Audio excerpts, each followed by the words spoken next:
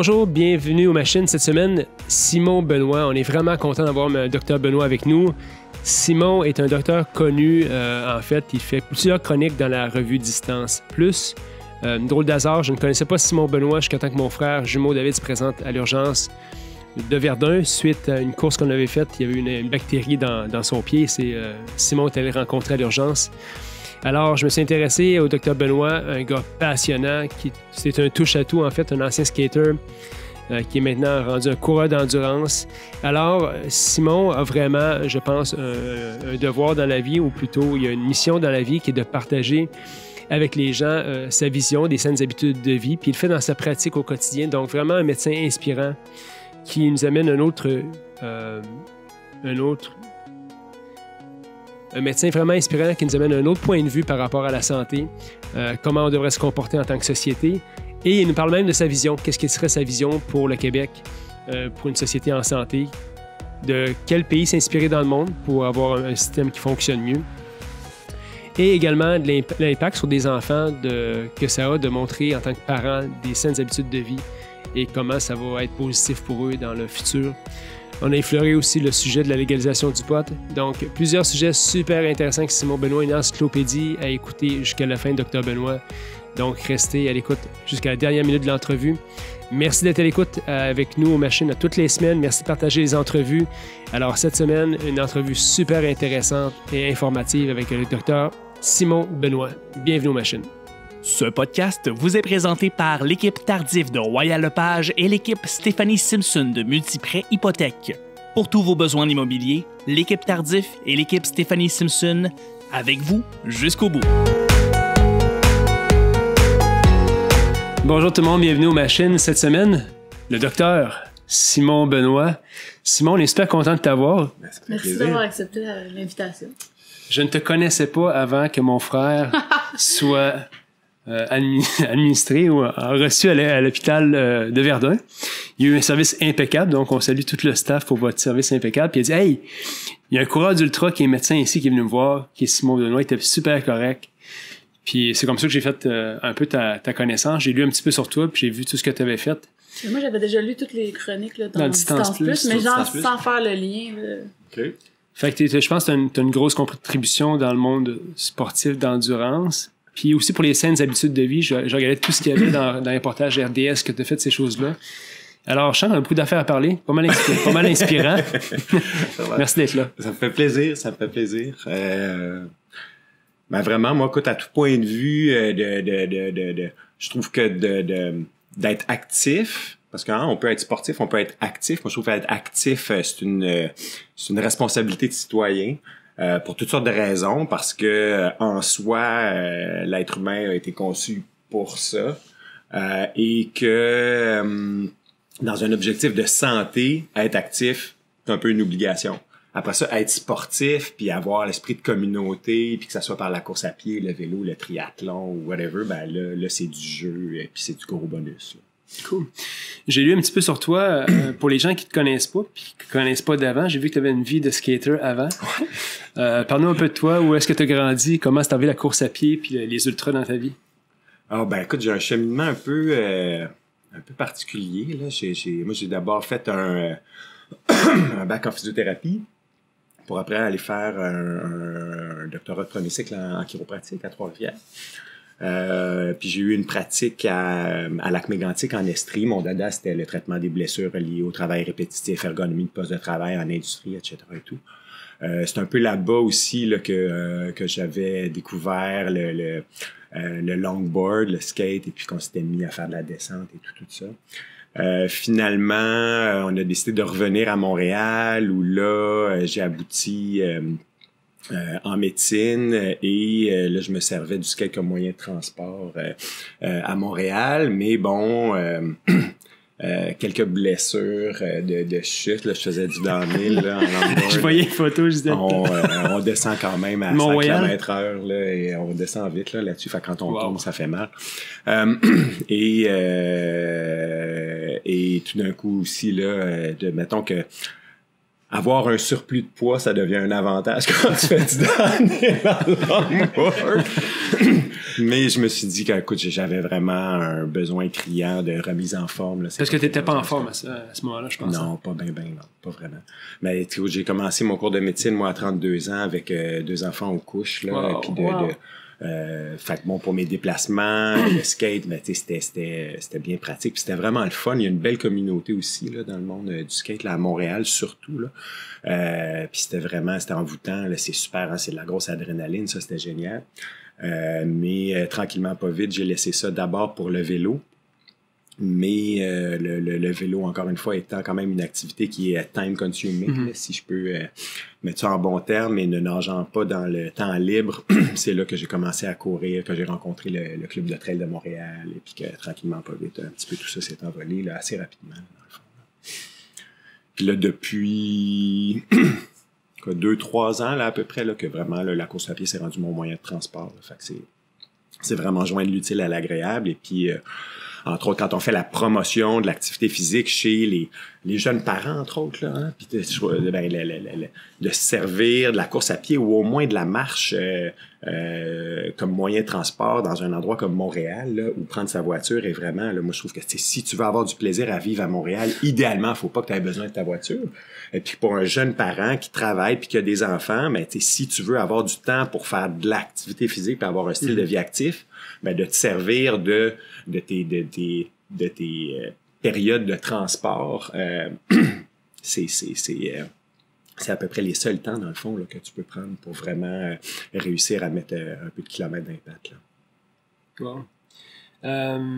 Dis-moi, en tant que médecin, parce que toi, tu es dans le quotidien, tu vois du monde, puis je lisais dans tes chroniques, les compagnies pharmaceutiques n'étaient sûrement pas des grands fans de ce que tu faisais, parce que t'es pas du genre nécessairement à aller vers la première option à prescrire des pilules pour différents problèmes, même que des fois ça peut être nécessaire, on s'entend là. Est-ce que le sport a vraiment changé ton approche par rapport à ce que tu es comme médecin?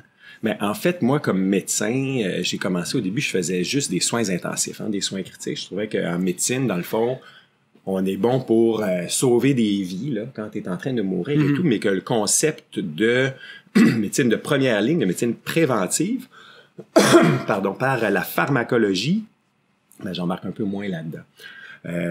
Ça peut être évidemment nécessaire, là, mais je trouve que quand on parle de prévention, ben, faut y aller par étapes. Et puis l'étape 1, ben, c'est avoir des saines habitudes de vie, donc de bouger, d'avoir une alimentation qui est adéquate, puis d'avoir des saines gestions de notre niveau de stress là, dans notre société qui est pas la plus tranquille non plus. Et que tout ce qui est, entre autres, un bilan préventif, ben moyen, là, moi, on le sait, là, les taux de cholestérol et tout ça, d'emblée, c'est pas très... de viser des cibles de taux de cholestérol, c'est pas quelque chose qui change beaucoup, en fait, la mortalité, morbidité à long terme, et que ça a surtout, quant à moi, vraiment le gros désavantage, faire des supposément bilans santé comme ça, de rassurer des gens qui devraient pas être rassurés. Là, hein? Quand là, t'es fumeur, sédentaire et tout, puis là, tout d'un coup, on te fait ton bilan préventif, là, si on peut encore l'appeler comme ça, puis là, on dit, ah ben là, ton cholestérol est correct et tout ça, fait que surtout, change pas. T'sais, ça tient pas. C'est drôle, la plupart du monde que tu vas voir, souvent, ils vont être fiers de dire ça, le médecin est juste en pleine forme, c'est du monde qui a des mauvaises habitudes. Non, c'est ça. Tu peux avoir une belle pression artérielle, puis sur papier, là, t'es impeccable, mais t'as un surplus de poids, t'es sédentaire, t'as de la misère à monter 2 paliers d'escalier. C'est ça, là, c'est absolument pas rassurant. Tu manges pas bien. Donc, vraiment, moi, il y a en médecine, puis surtout en première ligne, puis en prévention, je pense qu'il faut être humble. Là, l'humilité, c'est pas vrai, on connaît pas tout, mais ce qu'on sait, par contre, et puis là, ça, on a vraiment, tu sais, une belle quantité de littérature là-dessus. Surtout, là, on a une belle étude là, scandinave qui est sortie en 2015 où ils ont sorti 26 conditions, là, dépression, la démence chez les personnes âgées, etc., qui bénéficient grandement de l'activité physique. Ah ouais. On sait en ce moment que 150 minutes par semaine d'activité physique à intensité modérée. Là. Modérée, ça veut dire il y a une intensité assez élevée pour changer un peu ta respiration puis avoir un peu chaud, mais ça peut diminuer On dit ta mortalité, morbidité, toute cause. Fait que ça veut dire AVC, infarctus, tout cancer confondu, de 20 à 50%. Puis là, on parle pas d'aucune prise de sang, là, juste avoir un style de vie actif, 150 minutes par semaine. Mais imagine, là, si tout le monde embarquait là-dedans, ce qu'on sauverait comme argent, là, comme société. Tout ça que jusqu'à avoir un style de vie actif, c'est une responsabilité de citoyen. Parce que si tu fais pas ça, tu coûtes très cher à ta société. En temps, en argent, en efficacité au travail, you name it, là. Mais je pense que ça, c'est une base qui est accessible à tous, là. Il y a personne qui peut dire que d'aucune façon, là, je suis pas capable de faire 150 minutes par semaine de marche à un pas raisonnable. En partant, la majorité de ceux qui utilisent les transports en commun pour leur déplacement vont atteindre ces chiffres-là là, assez facilement là, s'ils ne cueillent pas des pissenlits en se rendant au métro. Là. Est-ce que tu es considéré par tes collègues ou dans le milieu médical, je pense que par ton discours, tu es un peu impliqué. Est-ce que tu es un peu un rebelle dans le milieu de la médecine, selon toi? Ben, je pense pas parce que si on regarde notre FMOQ en ce moment, elle est directement impliquée avec des organismes comme le Grand Défi Pierre-Lavoie, comme les grandes marches du Grand Défi Pierre-Lavoie. Il y a personne qui s'obstine avec le fait que de faire la promotion des saines habitudes de vie, là, en fait, tout professionnel de la santé qui travaille en première ligne devrait s'impliquer activement là-dedans. C'est juste que c'est pas facile. Faut pas être un bon vendeur. Être un bon vendeur. Puis pour être un bon vendeur, ben je pense qu'il faut être un bon ambassadeur. Ouais. Je veux dire, moi, au bureau, j'y vais toujours en courant. Je fais exprès pour laisser traîner mon sac. Je fais exprès pour laisser traîner mon chandail qui dégouline un petit peu.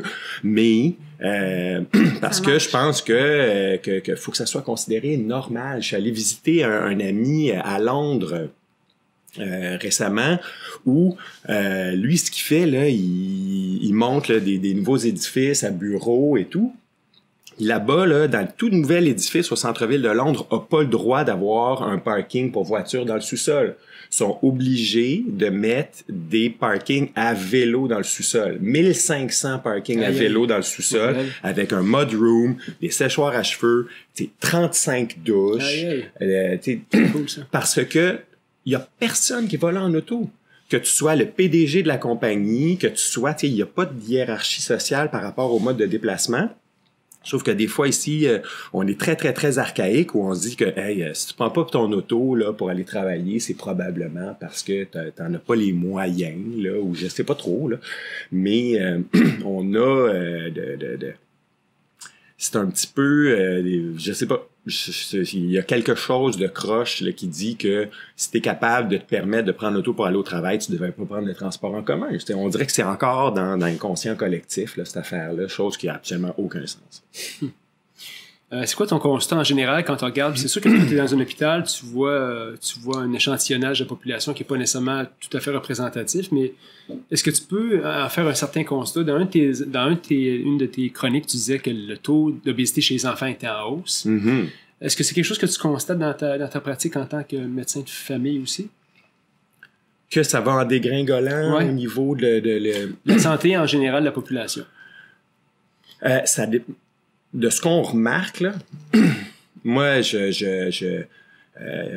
pour aller travailler, je fais souvent un détour par Westmount là, pour grimper à Summit Circle, puis par le cimetière et tout.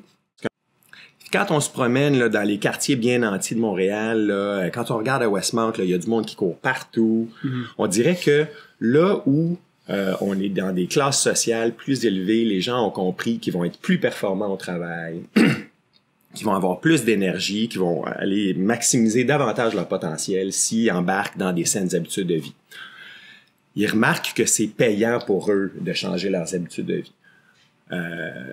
Et quand on s'en va dans des quartiers moins bien nantis, c'est beaucoup plus difficile. Je veux dire, en ce moment, qui a les moins bonnes habitudes de vie, qui est encore sédentaire et qui fume encore beaucoup, c'est malheureusement encore beaucoup dans nos clientèles moins bien nanties ou défavorisées. Parce que l'éducation est moins grande, parce que pour toutes sortes de mauvaises raisons, parce que bien manger, ça coûte cher. Plus cher. Merci déjà. Donc, notre clientèle à l'hôpital, ben oui, on voit que ça se détériore. Et ben malheureusement, nos gouvernements, on n'investit pas beaucoup dans l'éducation. Il y a plus d'infirmières dans les écoles. Il y a beaucoup moins d'éducation sexuelle aussi dans les écoles. Tout ce qui est faire promotion des saines habitudes de vie, de comment bien manger, les groupes alimentaires. Écoute, moi je me souviens quand j'étais petit, là, on nous montrait comment brosser nos dents à l'école et tout ça. C'est toutes des choses qui se font plus beaucoup, puis qui se font pas. Si ça se fait pas dans ta famille, ben ça se fait pas. Bon. Fait que non, ça je dirais qu'il y a pas, ça va pas en hausse. Le gouvernement arrête pas de nous faire des promesses qui vont diminuer les temps d'attente dans les urgences, là. Sauf que les moyens qu'on prend pour arriver à ça, ben, c'est essayer de faire des plus grosses urgences, avoir plus de staff, mais les gens n'ont pas compris que si on veut baisser les temps d'attente dans les urgences, il faut avoir moins de monde malade. Ouais. Pour avoir moins de monde malade, il faut que les gens se comportent un petit peu plus comme des êtres humains. Il faut que tout le monde soit actif. Ben, actif, moins fumé et mieux s'alimenter puis avoir une meilleure gestion de stress. Ça va un petit peu ensemble. Hein? Tu parlais de moins fumer. Est apparu récemment le droit de consommer le marijuana. Ou d'en manger. Ou d'en manger. Il y a même des Jean Soulard qui a écrit un livre de cuisine sur ça. Là-dessus. Ouais. Avec de l'huile de pote. C'est quoi ton opinion en tant que médecin là-dessus? Ah, c'est complexe, hein? Parce que c'est comme l'alcool. C'est comme... Bon, l'alcool est légal et une consommation raisonnable, modérée, récréative. Hein? On l'aime, notre petit verre de vin de temps en temps, puis c'est correct. On peut avoir une consommation raisonnable d'alcool sans tomber en état d'intoxication. Un petit peu plus difficile avec le cannabis, quoique ce que le monde va en dire. Encore une fois, moi je pense que le fait de légaliser le cannabis pour ceux qui ont déjà une consommation ou bien raisonnable ou occasionnelle ou récréative, ça change pas grand-chose. Mais c'est pour nos clientèles qui sont moins éduquées et qui comprennent moins bien le message, ça banalise un petit peu la consommation.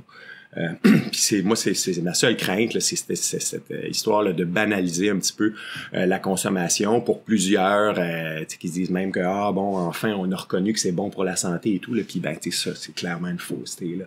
On sait que d'utiliser la consommation de cannabis comme stratégie de gestion du stress, là, c'est un échec total, là. Ça, c'est très anxiogène à long terme d'avoir une consommation régulière. T'sais, en ce moment, nos consommateurs réguliers de cannabis et tout, ben c'est problématique. Puis c'est le fait de légaliser, ben évidemment que ça nous aide pas avec cette clientèle-là. Mais je peux pas dire que personnellement on se réjouit de ça en ce moment-là, nous autres. Mais bon, c'est un grand... On pourrait faire toute cette entrevue-là juste là-dessus. Sujet, là. Fait que la communauté médicale, dans le fond, sont mitigés par rapport à ça. C'est une décision qui a été prise, je pense, au gouvernement pour certaines raisons. C'est qu'ils ont voulu légaliser en disant que ça allait diminuer les coûts juridiques aussi, là, reliés à ça et tout. Mais on aurait pu juste décriminaliser sans nécessairement légaliser, là, quant à moi. Mais là, on veut s'attaquer maintenant à la concurrence gouvernementale et tout ça, là. Donc, de traîner en justice les distributeurs illégaux. Fait que, est-ce qu'on va vraiment sauver des coûts juridiques avec ça? Moi, personnellement, j'en doute, là. Mais en tout cas, c'est pas de la promotion des saines habitudes de vie, là, que de dire « Ah oui, maintenant, je vais manger des biscuits ou des muffins, là, plutôt que d'en fumer, ou je vais en mettre dans ma cigarette électronique, là, plutôt que d'en fumer. » Non. C'est venu où le goût de faire... l'endurance, dans le fond. C'est beau juste de déplacer à la course. Parce que ça a vraiment pas commencé par ça. Hein. Ça, c'est de la faute au club de trail de Montréal. C'est vraiment leur faute. Parce qu'au début, je m'étais dit, jamais plus qu'un demi-marathon. On a tous déjà dit ça. Et j'étais allé voir, j'avais des amis, moi, qui couraient avec les étudiants dans la course. Hein. Ça, c'est un organisme extraordinaire. Et j'étais allé les voir à l'arrivée du marathon de Montréal, et puis là j'ai vu arriver toutes sortes de monde, là, des personnes en surplus de poids, des personnes handicapées, des personnes âgées qui croisaient le fil d'arrivée, puis là j'ai dit moi je veux faire ça. Fait que quelques mois plus tard, j'étais inscrit pour faire le marathon de Montréal. Et puis ben dans tout ça, j'avais découvert les sentiers du Mont-Royal, et puis j'ai vu que vraiment, moi, courir en sentier, c'était pas mal plus ma tasse de thé. Donc, je m'étais inscrit, moi, pour le 28 à Arcana. Ça fait combien de temps, là, de ça? Ça fait 4 ans. Okay. C'est quand même récent, là, la course en sentier. Puis oui, moi, j'ai commencé à courir à 40 ans, dans le fond, là. Et puis quand je suis arrivé là, ils ont changé mon inscription, puis ils m'ont inscrit au 65. Fait que j'ai couru ça, puis ça a été le coup de foudre complet, là. Pour moi, les ultras en nature, là, juste c'est qu'en partant, t'es plus cloqué, là. Pour moi, ça rentre vraiment plus dans la catégorie aventure que dans la catégorie course. Oui, puis des rencontres, puis tu sais pas trop qu'est-ce qui s'attend, qu'est-ce qui s'en vient. Tu découvres des paysages, des territoires. Vraiment, c'est un gros coup de foudre. C'est une belle façon de voyager aussi. Tant au Québec qu'à l'étranger. Là, moi, vraiment, là, la nouvelle proposition du 125 km d'Arcana cette année, là, on partait là, dans le fin fond de Charlevoix, là, c'est dépaysement complet chez nous au Québec, là, c'était absolument merveilleux. La proposition aussi là, du 100 kilos là, du Québec Méga Trail, là, où on passe par le sentier des Caps et tout, là. Je n'étais jamais allé là, moi, c'était extraordinaire. Ça, c'est vraiment, vraiment, vraiment beau. On a des méchants beaux spots au Québec, là. Puis là, t'as l'Ultra Trail du bout du monde, là, qui a fait le Gaspésia 100. Tu sais, on peut vraiment te faire voyager chez vous au Québec, là, pour encore une fois, là, découvrir des nouveaux coins de pays, des nouveaux paysages, là. C'est des belles organisations. Outre ça, personnellement, qu'est-ce que tu retrouves là-dedans? Parce qu'on a toutes nos raisons de faire des je pense, des défis. On a fait un 100 000 récemment, puis il y a tout un défi là-dedans, mais je dis tout le temps, il y a une expérience assez spirituelle d'aller faire une longue course, souvent tout seul, le moment où tu te ramasses un long temps. Qu'est-ce que tu retrouves là-dedans, toi, dans ces courses-là? C'est dur, on se la fait souvent poser la question là, de dire qu'est-ce que tu ressens, ou de est-ce que c'est vraiment des grands moments de réflexion sur soi où tu vas au fond de toi-même et tout. On l'entend souvent, mais personnellement, moi, c'est vraiment... j'essaie de faire en sorte que ça soit juste des moments où j'ai le sourire accroché d'en face, puis que c'est le fun, puis que c'est beau, puis qu'on rit, puis que... mais oui, c'est sûr que t'en découvres, puis que tu découvres tes limites, et puis qu'il y a des moments durs, et puis que quand t'as un moment dur, ben faut que tu retournes un peu là au fond de toi-même pour penser à tes motivations, puis de redresser les manches, et puis pour utiliser un terme à la mode, là, tu sais, de la résilience et tout, puis de rebondir, puis t'es fier de toi quand tu rebondis, puis mais c'est spectaculaire de voir dans une épreuve d'ultra-endurance que quand t'es patient, l'énergie elle revient, que si t'es patient, t'es capable de repartir, t'es capable de retrouver. Mais en même temps, dans tout ça, faut aussi être capable de voir les drapeaux rouges, les red flags de quand est-ce que c'est le temps d'arrêter, là. Puis que t'as beau être patient, non, ça reviendra peut-être pas. Là, c'est assez. C'est ça. Toujours on parle de ça, quand j'ai fait le 100 000, tu t'attends tout le temps à penser à beaucoup d'affaires quand tu cours, puis finalement, tu te réalises que tu penses à strictement rien. Ou des choses très banales. Ben, pas si banales que ça, là. OK, c'est quand est-ce la dernière fois que j'ai mangé? OK, faut que je mange. Qu'est-ce que je vais manger dans 15 minutes? Mais pas de grande réflexion. Non, pas nécessairement. T'es plus de dire, OK, oui, là, je suis rendu où dans mon alimentation? Tu penses, il n'y a rien de spirituel. Non, c'est ça. Mais moi, ce qui m'a marqué, c'est quand tu arrives, nous autres, quand on avait à la fin de la course, comme à 3 heures du matin, il n'y a personne. Non. Tu vas finir un Ironman ou peu importe les longues courses, il y a du monde, là, pis c'est comme... Mais là, t'arrives là, pis c'est comme le calme plat, pis ça fait du bien. Il y a personne, tu sais, c'est mon affaire, j'arrive. Hey, t'avais ton frère? J'étais avec mon frère, puis le gars dit, Are you guys done? Fini? Ouais, c'est fini. Placez-vous là, prendre une photo. Puis vous êtes... Ben, tu sais, c'est ça. Excellent. C'est pas...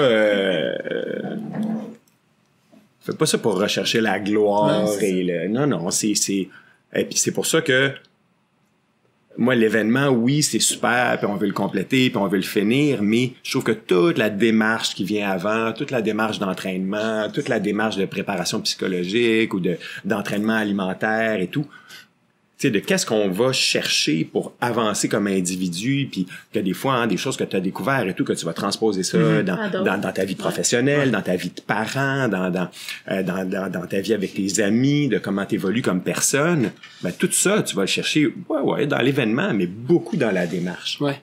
Fait que pour moi, la démarche, c'est essentiel, et puis je trouve que c'est beaucoup la démarche qui fait avancer comme individu plus que nécessairement l'événement en soi. C'est ça. Fait que puis des fois, je trouve que sur ceux qui ont de la difficulté à abandonner et tout, là, des fois, là, avant même que l'événement soit commencé, il y a une grande fierté d'avoir complété la démarche. Ouais.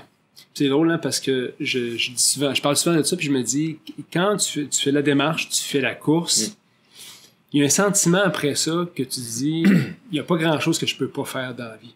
Moi, c'est ce que mon cerveau a enregistré après avoir fait un 100 000. Normalement, c'était autre chose. Pour moi, il y avait une facilité plus de facilité là-dedans.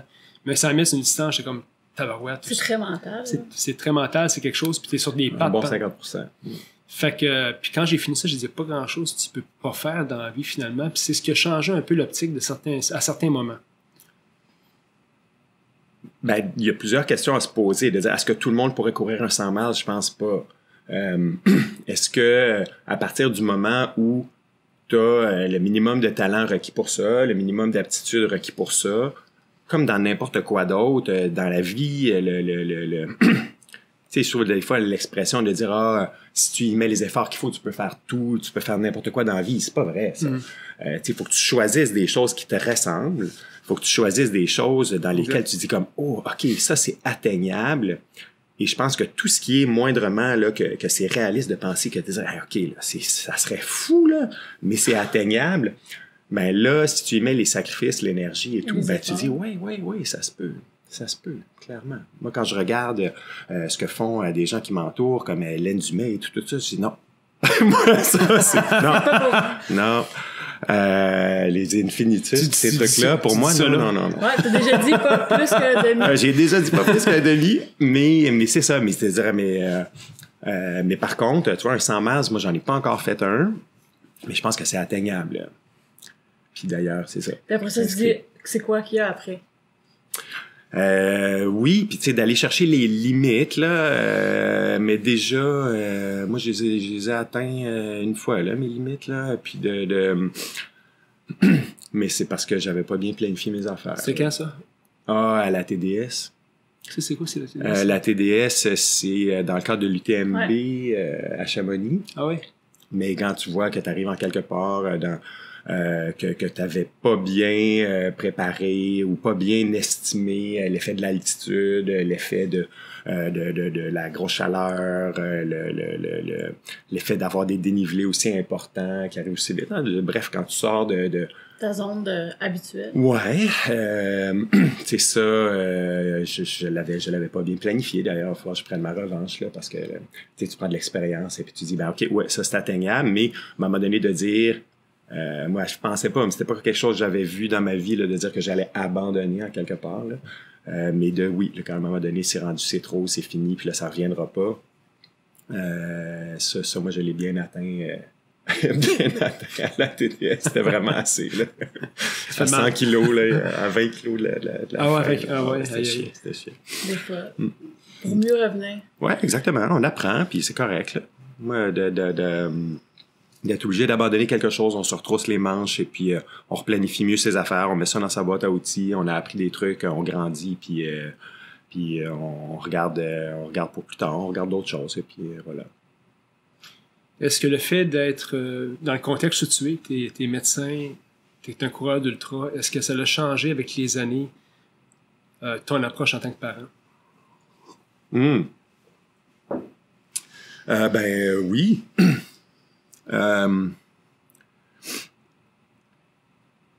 C'est pas évident, hein? Nos enfants, on veut on veut pas les pousser là, mais on veut les tirer un peu, hein? C'est ça. C'est ça. La nuance est subtile. C'est pas tout à fait la même affaire. moi, des fois, je trouve que on a tendance à être trop doux là avec nos enfants. Puis quand on regarde les générations qui arrivent sur le marché du travail, les nouvelles générations ont tendance à se faire dire qu'il faut toujours se faire dire des bravos, faut toujours se faire flatter dans le sens du poil. Bon, ils ont beaucoup d'autres qualités là, les nouvelles générations, mais le d'avoir à affronter l'adversité, des fois, je pense que c'est un petit peu plus dur. Et je pense que comme d'avoir des témoignages concrets là, de parents qui se poussent, mais qui sont capables aussi là, de jauger, de dire OK, quand est-ce que c'est assez, quand est-ce que c'est trop, de voir où est-ce qu'on met la ligne. Mais de voir aussi, c'est de voir tes parents clairement faire des sacrifices ou se donner pour quelque chose, de se fixer des objectifs. Je pense que ça, c'est bon pour les enfants. Et quand tu le vis toi-même au quotidien, puis qu'après ça, tes enfants se mettent aussi des objectifs, je pense que tu deviens un bon ambassadeur aussi, puis un ambassadeur crédible quand tu t'assois avec eux pour jaser de leurs objectifs, puis de quand est-ce qu'ils font des sacrifices, puis d'être capable de juger de « Ah, OK, là je pense que j'en fais trop. » De dire qu'est-ce qui est de dire « OK, là, c'est la paresse qui gagne versus de la fatigue qui croît. » c'est toujours des lignes un petit peu minces, mais quand tu vois tes ados qui commencent à patauger là-dedans, puis qui déjà se posent ces questions-là et deviennent bons pour jauger ces affaires-là dès l'adolescence, c'est bon. Écoute, moi, j'ai commencé ça tard, là, ça aurait peut-être été bon de commencer ça avant, je serais peut-être meilleur. Peut-être que t'en ferais plus non plus. Peut-être, mais déjà, moi, je trouve que mes enfants sont vraiment bons pour d'oser trouver leur équilibre de vie, là, dans le fond, entre mettre le temps que ça prend dans les études, de dire aussi que quand tu t'assois pour faire des devoirs, apprendre tes affaires et tout, tu niaises pas, là, hein, tu fais ça pour que tu aies du temps pour d'autres choses, d'être efficace dans ton temps, de trouver des moments là, de farientisme un peu, là, hein, où on fait juste rien, puis qu'on fait juste avoir, que ça soit ludique et tout ça, de voir dans quoi on veut être sérieux, dans quoi on veut être ludique, et de trouver du temps pour les amis, de trouver du temps pour ton chum, ta blonde, et puis pour toi, là, c'est toujours un équilibre un peu délicat, c'est pas si facile que ça, mais sont déjà bons là-dedans, mais c'est quand même, dans nos moments famille, on passe pas mal de temps à jaser de ces affaires-là parce que, en tout cas, moi, je le vois dans mon quotidien que c'est un problème pour beaucoup d'adultes de pas avoir un bon équilibre de vie, de pas savoir quels sont leurs échappatoires sains, comment ils se font du bien, qu'est-ce qui est stressant, qu'est-ce qui est du stress, qu'est-ce qui en est pas, qu'est-ce qui est un bon stress, qu'est-ce qui est un mauvais stress. Il y a plein d'adultes là, de 40 ans et plus et tout ça, quand tu dis c'est des choses de base, on devrait être bon pour distinguer ces affaires-là, mais qui le sont pas puis qui apprennent ça sur le tard, qui se laissent descendre bien bas avant de décider de devenir bon pour différencier ces affaires-là. Qu'est-ce que tu expliques qui est si difficile pour les gens en général à changer? Parce que tu vas voir souvent les mêmes personnes qui reviennent avec le même problème, qui n'ont pas arrêté de fumer, qui n'ont pas commencé à s'entraîner. Les mêmes patterns. Dans le psyché du monde, qu'est-ce que tu penses qui est si difficile que ça? Les convictions arrêter de fumer, c'est excessivement difficile. Hein? Si c'était facile, les médecins, on n'aurait pas besoin d'être aussi fatigants que ça. Mais c'est vraiment très, très, très, très, très difficile. Et plus il y a de monde autour de toi qui sont aussi fumeurs, plus c'est difficile. Quand tu es le dernier de ta gang là, qui n'a pas encore arrêté de fumer, c'est quand même plus facile parce que ça fait pas partie de ton quotidien. Mais c'est une drogue dure. Le tabac, c'est très, très, très difficile. De se sortir du sédentarisme, c'est très, très, très difficile. De commencer à être plus actif et tout ça quand tu as déjà un bon surplus de poids puis que tu es déjà déconditionné et tout, c'est difficile. C'est pour ça que je pense qu'il faut présenter ça comme un package. Quand tu décides que tu veux être un petit peu plus actif, si tu commences à être un peu plus actif, ça va être plus facile d'arrêter de fumer. Puis si tu es un peu plus actif, tu vas avoir un peu plus envie de bien manger aussi. Fait que ça vient un peu ensemble, mais de dire, moi je trouve que dans ces trois sphères-là, t'es pas fumé, être plus actif, puis bien manger. Commencer par être plus actif, c'est probablement ce qui est le plus ce qui est le plus facile à débuter. Ouais. Mais dans ton environnement, c'est peut-être pour ça aussi, comme je disais tantôt, que dans les milieux plus défavorisés, c'est plus difficile parce que on voit que c'est plus omniprésent. Puis quand c'est plus omniprésent, c'est plus difficile d'amorcer la chose. Ouais. Parce que tu te fais rejeter par ton entourage plus facilement. Mm-hmm. Si tu avais le pouvoir de refaire complètement le système de santé, puis en parallèle d'éducation aussi, parce que tout vient un peu ensemble, mais ce serait comment le Québec idéal pour toi? Moi, je pense que notre plus gros problème en ce moment, c'est que l'objectif numéro 1 des partis politiques, c'est de se faire réélire. Fait qu'il faut toujours avoir des résultats d'ici la fin du mandat. Et de tout ce qui est, dans le fond, brillant comme investissement, là, de dire, hey, on va donner des crédits d'impôt à ceux qui sont actifs, de dire que on va payer ton abonnement au gym, on va payer tes souliers, on va te donner un crédit sur l'achat de ton vélo. Les courses vont toutes être gratuites. On va appeler ça des événements au lieu d'appeler ça des courses. Il va avoir un gym dans tous les milieux de travail. Il va avoir un mud room pour que tu puisses arriver en vélo dans tous les milieux de travail. Les fruits et légumes vont coûter là, vraiment pas cher et toute la malbouffe va être surtaxée. C'est des décisions comme ça à un moment donné là, comme société qu'il faut prendre si on veut diminuer le nombre de malades. Si on veut, moi je pense que la mesure numéro 1 à mettre de l'avant pour diminuer les coûts en soins de santé, c'est vraiment l'éducation à la population, puis c'est vraiment la promotion des saines habitudes de vie. Moi, je sais pas, c'est un incontournable, et puis c'est une évidence. Là, c'est pas de moi je pense que. Non, c'est ça. Là. On a un paquet d'études là-dessus, on le sait que c'est ça. Mais il y a pas un gouvernement qui ose le faire. Hey, on est là qu'on s'obstine et puis que par rapport à notre Mont-Royal, par rapport au fait que on est toujours en train de gérer une crise immédiate. Si on bloque l'accès au Mont-Royal, ben ça devient vraiment pas le fun pour les automobilistes là maintenant, puis ils doivent fonctionner, puis ils doivent aller au travail tout de suite. Mais puis à leur défense, ben c'est vrai qu'il y en a pas beaucoup d'incitatifs et puis qu'en ce moment les voies cyclables sont dangereuses et puis tout ça. Ils ont tout à fait raison, mais il faut commencer quelque part. Faut commencer quelque part pour vraiment rendre plus compliqué l'accès à l'automobile. Mais si on veut faire ça, il faut être conséquent. Puis il faut aussi augmenter le transport en commun. Il faut aussi augmenter les voies cyclables. Il faut aussi rendre ça attrayant. Puis faire en sorte que dans tous les milieux de travail, quand on arrive en vélo, que ça fonctionne. Mais donc, moi, le système de santé, je pense qu'il n'y a pas besoin de tant de changements que ça. Mais on a besoin vraiment d'avoir moins de monde malade. Et si, quand on parle du système de soins de santé, ce qu'on dit, c'est qu'il faut grossir les hôpitaux, puis grossir les cliniques et tout ça, ben on réagit exactement de la même façon que pour régler les problèmes d'embouteillage et puis de trafic, etc. Ben il faut grossir des routes puis avoir des plus grosses autoroutes et tout.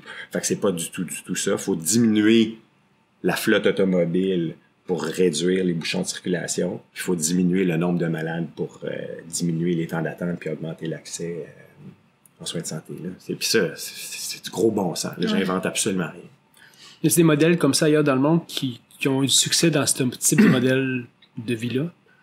Mais en tout cas, moi, de ce que j'ai vu à Londres, oui, en Norvège, dans les pays scandinaves et tout ça, c'est des choses là, qu'on voit passablement aussi. On a... En Amérique du Nord, on n'est vraiment pas les champions de la prévention. Là. On veut des résultats immédiats. On veut être capable que ça soit reflété dans le prochain budget que tout de suite on a sauvé.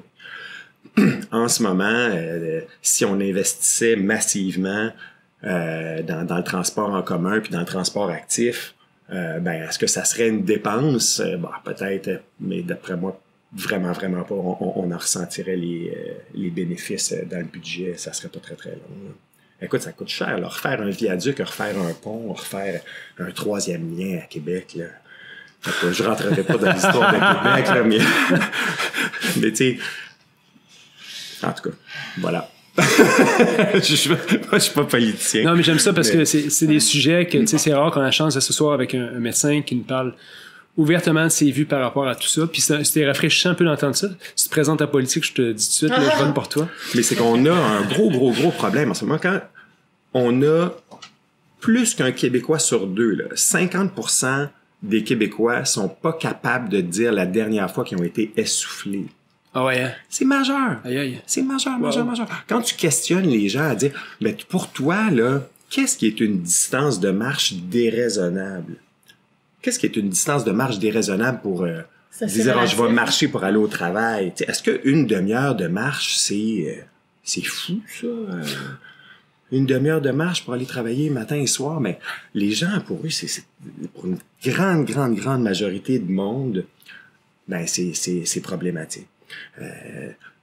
Des corridors de marche, puis c'est que les gens apprennent en ce moment, le gros problème qu'on a, c'est que dès la garderie, dès la maternelle, dès l'école primaire, on apprend à OK, non, écoute, marcher, c'est dangereux, il y a des autos, faut traverser des rues, les gens sont fous, tu vas te faire attaquer. Et puis, ben, c'est pas 100% faux. Oui, c'est vrai, là, qu'il y a un risque à traverser des rues et tout ça.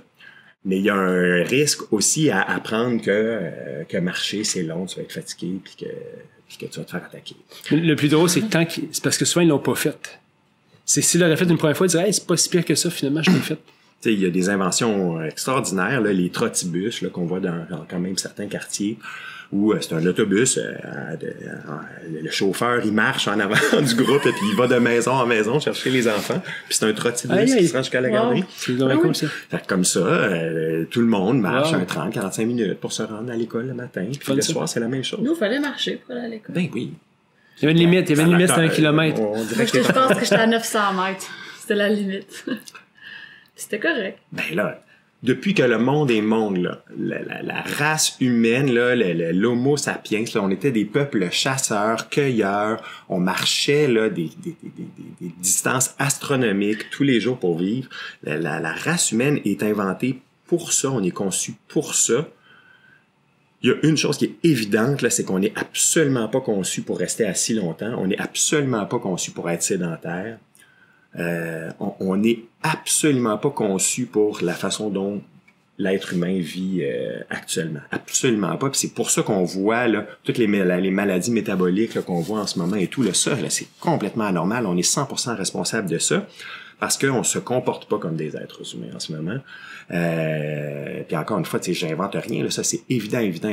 La race humaine a évolué là à travers là, les années.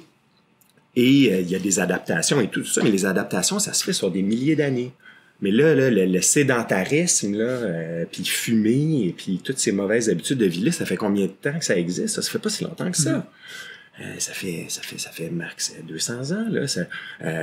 Et en aussi peu de temps que ça, ben, d'aucune façon, la physiologie humaine a pu s'adapter pour changer tout ça. Fait qu'on devient gros, déconditionné, puis malade.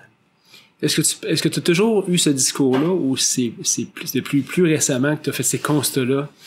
Parce qu'avant, tu faisais autre chose, tu étais peut-être moins dans le sport. Est-ce que c'est plus récent que tu as vraiment pris conscience de ça? Ben, c'est sûr que ça devient un champ d'intérêt là, depuis dans les dernières années.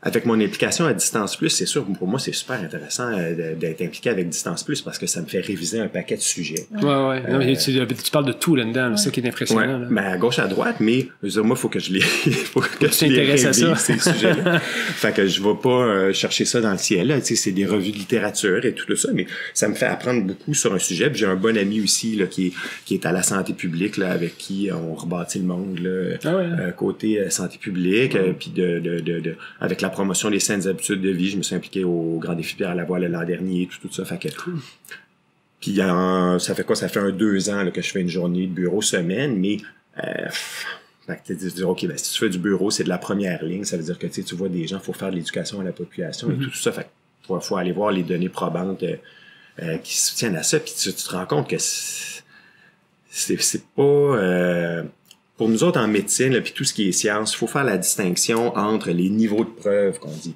Hein, entre le « Ah, moi, je pense que », là, ou « Ah, on fait ça parce qu'on a toujours fait ça, puis que vu qu'on a toujours fait ça, ben ça veut dire que c'est bon. » Là. Ça, c'est pas une preuve. Là. Ça, c'est pas de la science. Et de dire, OK, là, quand on a assez de publications de bonne qualité qui tirent toujours les mêmes conclusions, ben là, on commence à arrêter de dire « Ah, moi, je pense que ». On dit « C'est ça. La science démontre que c'est ça. » Et puis par rapport à la promotion des saines habitudes de vie, puis on regarde, puis Martin Junot, sur cardio et tout ça, on a des bons ambassadeurs de ça et il y a plus d'obstination par rapport à ça.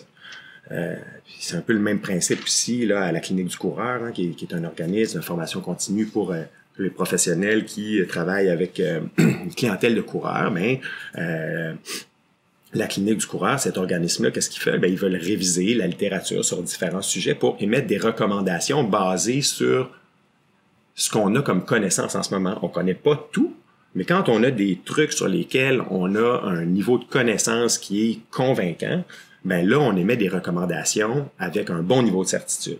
Fait que des fois, on dit des choses que, ben là, moi, je pense que, parce que là, on est rendu au stade d'avoir une opinion d'expert ou une opinion de quelqu'un qui a de l'expérience là-dedans versus une certitude scientifique ou un bon niveau de preuve. Fait que ça, c'est la différence entre moi, je pense que, puis je suis allé lire ça sur Facebook.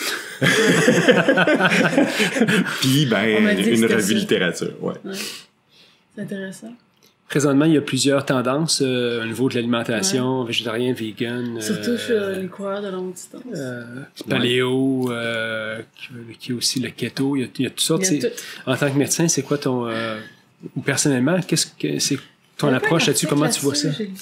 Ben, il y en a plusieurs. Hein. On a, à Distance Plus, il y a plusieurs nutritionnistes qui font partie de la gang là, pour réviser ces sujets-là. Moi, je suis pas un expert là-dedans, mais encore une fois, là, on veut faire la distinction entre le coureur élite qui vraiment il va pour sa sélection des championnats du monde, whatever, ou qui vise vraiment là, la performance à outrance, puis qui va être prêt à faire des gros sacrifices alimentaires versus le coureur récréatif qui est aussi parent puis qui va pas nécessairement faire subir ça à toute la maison. Là, je veux dire, une alimentation keto là, et tout ça, là, c'est pas banal, là, ramener ça à la maison. Là, moi, c'est quelque chose. Encore une fois, ben, puis les niveaux de preuve par rapport à ça, c'est pas si clair que ça. Il y a des tendances, là. Mais je pense qu'avoir une alimentation équilibrée, saine, équilibrée, manger les bonnes choses, puis de vérifier, être sûr d'avoir des bons apports en protéines, d'avoir des bons apports en fer. Les trucs... moi, je pense que les trucs de base, là, de bien manger, d'éviter les aliments ultra transformés et tout ça, mais les diètes très restrictives ou très, très rigides, personnellement, je trouve que c'est souvent des gros sacrifices, des sacrifices pour les gens qui t'entourent, des sacrifices pour toi, mais là, ça, toi, c'est ton affaire.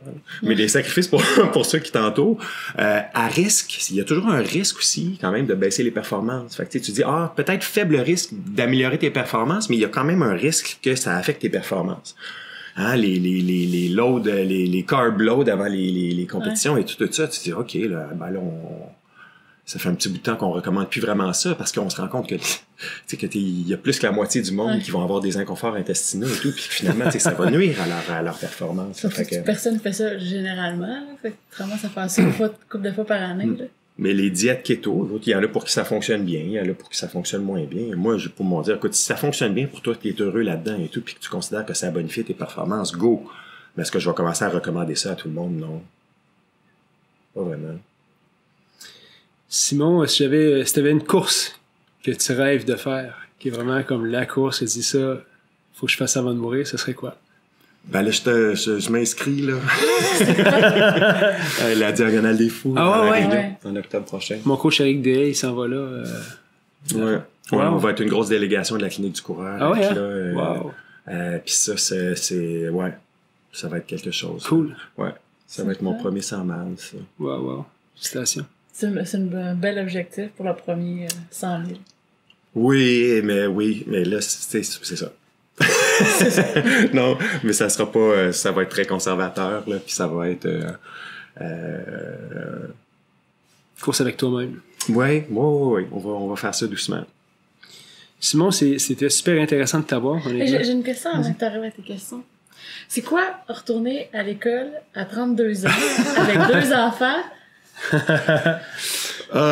C'est un peu comme aller faire la diagonale des fous. C'est pas super raisonnable.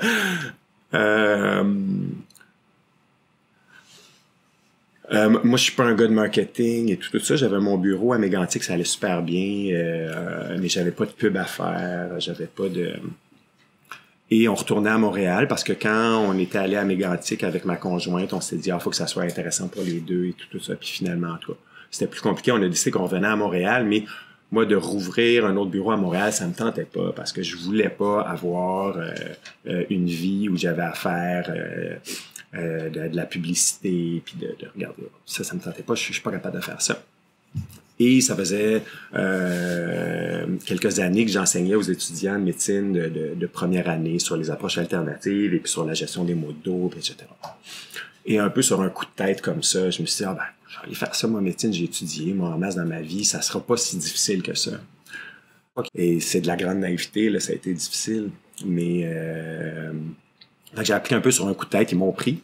Mais tu te ramasses dans un programme qui est exigeant, là, puis avec des jeunes qui ont pas mal plus de temps que toi pour étudier et qui ont le cerveau pas mal plus entraîné à apprendre des tas de trucs par cœur et tout.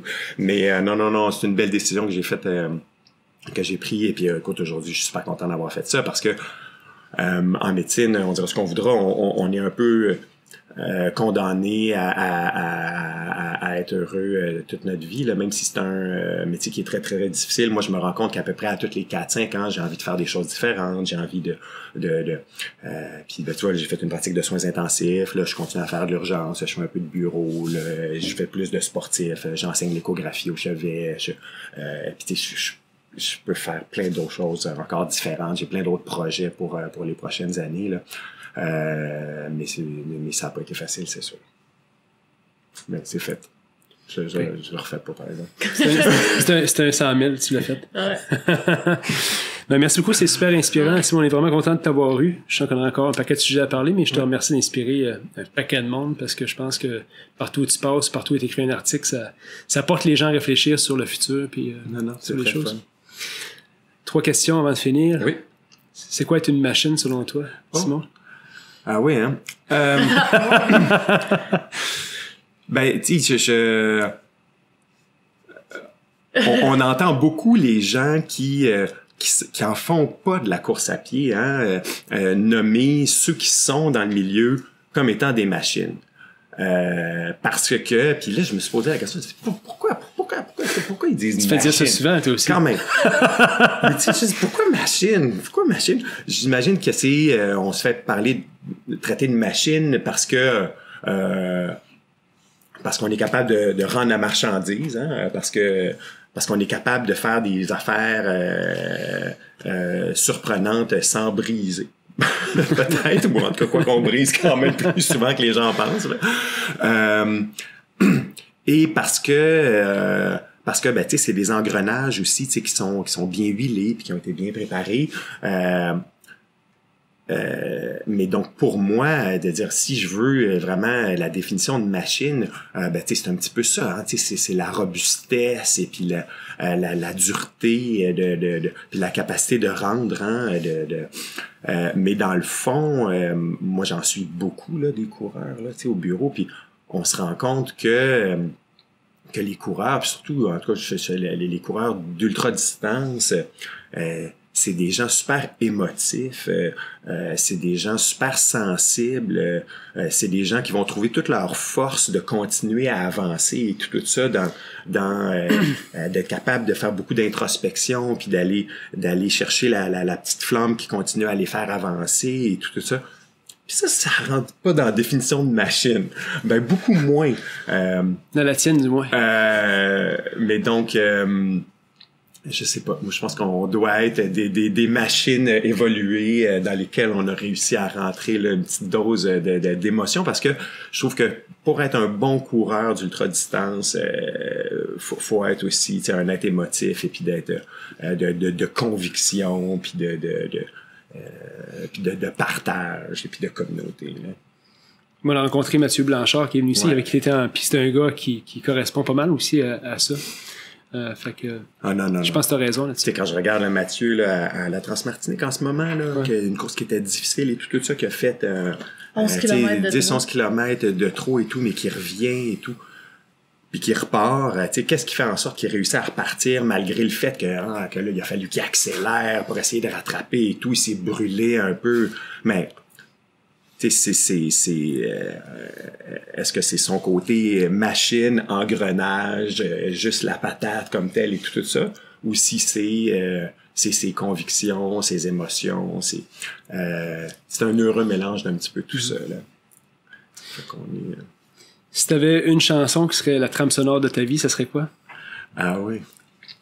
Moi j'aime beaucoup Richard Desjardins. Et il y a sa tune du bon gars que je trouve qui fit bien dans le discours de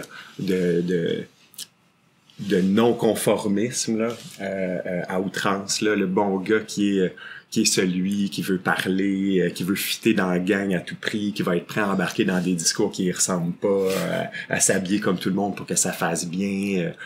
Moi, j'invite les gens à se lancer dans des trucs qui leur ressemblent, à se poser la question, à savoir est-ce qu'on continue à avoir du plaisir dans ce qu'on fait? Est-ce que nos motivations sont saines? Est-ce qu'on le fait vraiment pour soi? Est-ce qu'on le fait pour d'autres? Est-ce qu'on le fait pour les bonnes raisons? Et puis à être authentique et puis à continuer le partage là. Fait que le bon gars, je trouve que elle se moule bien dans le sujet. Est-ce que tu te considères un non-conformiste? Ben, sur certaines choses, je vais me conformer, mais je vais pas me conformer les yeux bandés sans me poser la question de dire « Ah oui, est-ce que j'y crois pour vrai à ça? » On parlait de médicaments tantôt. Moi, je vais en prescrire des médicaments. Je suis un médecin, je suis pas un anti-médicament, mais je vais essayer de les prescrire au bon moment, puis quand pas nécessairement en suivant les protocoles à la lettre, là, sans y aller avec du cas par cas qui est réfléchi, puis que je juge ou puis qu'on va avoir discuté ensemble, qui semble faire du sens. Puis avant de la dernière question, j'ai vraiment une question qui me vient en tête à cause de ça. Est-ce que tu considères, est-ce que tu crois que les gens, souvent dans leur état d'esprit, ils vont créer eux-mêmes des maladies ou incapables de rétablir leur situation qui peut être physique avec le mental? Tu sais, dans ta pratique, est-ce que tu vois ça? Là, je parle pas de faire de sorcière, là, je te parle d'affaires que le monde, des fois, se met dans un état d'esprit où ils pensent qu'ils sont malades puis ils le sont pas. Ah ben oui, tu sais ça,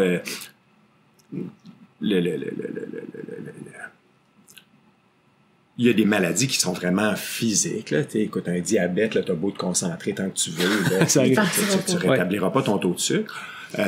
Mais est-ce qu'il y a des états psychologiques, puis c'est entre autres le meilleur exemple, c'est les attaques de panique là, et tout, où on est convaincu qu'on est en train de mourir et puis c'est très très très impressionnant. Hein? On perd confiance là-dessus, mais que c'est des maladies qui sont créées de toutes pièces par des mauvaises stratégies de gestion de stress. Là, ça.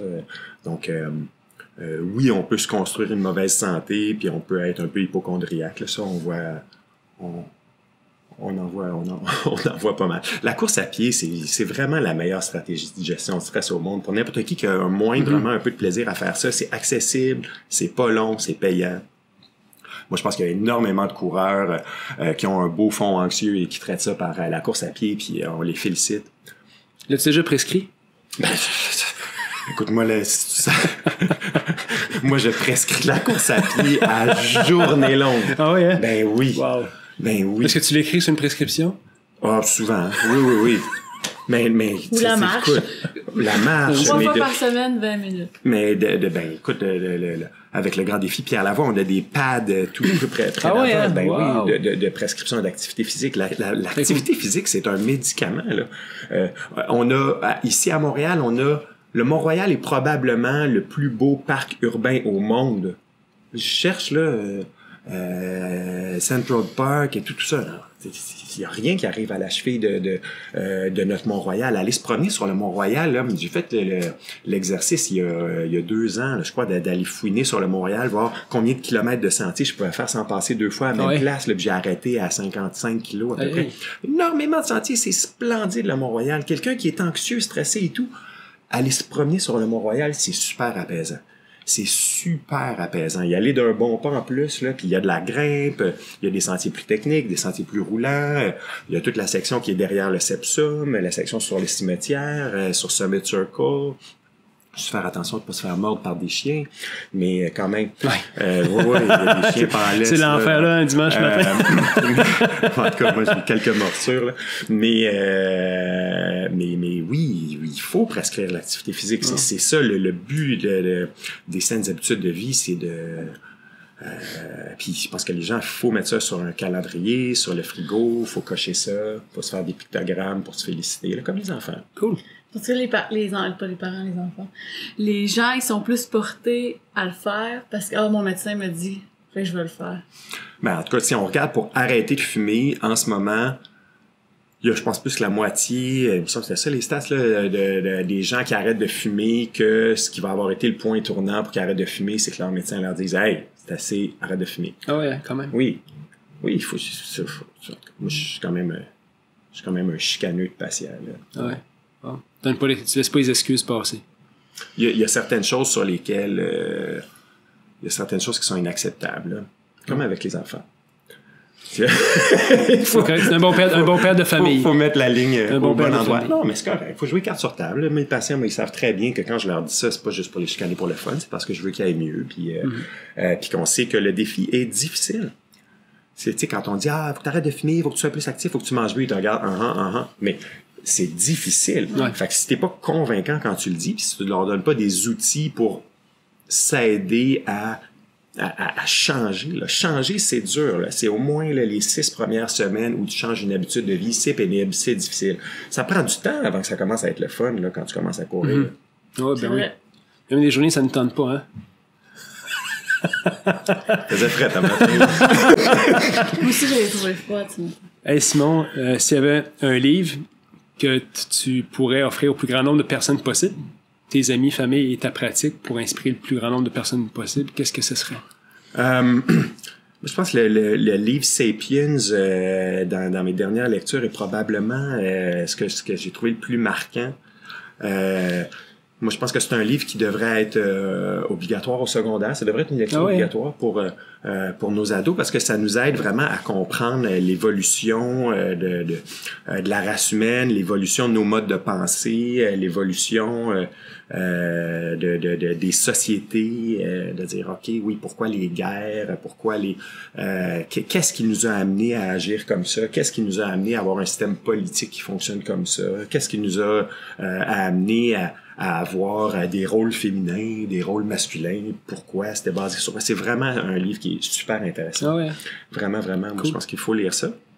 Puis dans des lectures plus ludiques, pour tout bon coureur, là, n'a pas le droit de pas avoir lu Born to Run. Ouais. C'est un livre qui fait plaisir à lire puis qui est super motivant. Là. Il y a un livre qu'on a lu aussi qui était Reborn on the Run, qui est une histoire d'une addict qui est connue sur les réseaux sociaux, une fille d'ultra qui s'appelle Colby. En tout cas, bref, je vais le montrer avant de partir, mais c'est très intéressant. Simon, merci. Merci pour ta philosophie qui, honnêtement, qui inspire beaucoup. Puis je souhaite qu'on ait un Québec qui ressemble plus à ça. Regardez ça simple. Écoute, moi, honnêtement, simple d'abord. Tu me parlais, puis je rêvais de voir ça dans un immeuble au centre-ville, un garage à vélo avec des mudrooms. C'est incroyable. On parle de ça comme si c'était... wow, mais voyons, c'est accessible. Là. Ouais. Ça coûte pas cher, ça, faire ça. Tu dis, oui, mais là, ça coûte cher. Oui, mais ça coûte pas cher. Imagine si tous tes employés viennent en vélo et sont actifs au quotidien, à quel point ils vont être plus productifs, à quel point ils vont être moins malades, à quel point ils vont être plus de bonne humeur. Ben oui, ça plus de bonne humeur, c'est sûr. Fait, en tout cas, On n'est pas là, mais on peut y croire puis y rêver. Là. Félicitations, merci pour ta vision. Puis merci d'avoir fait le chemin à la course ce matin. Merci pour le bardeau et le café. Merci. Ce podcast vous a été présenté par l'équipe Tardif de Royal Lepage et l'équipe Stéphanie Simpson de Multiprêt Hypothèque. Pour tous vos besoins en immobilier, l'équipe Tardif et l'équipe Stéphanie Simpson, avec vous jusqu'au bout.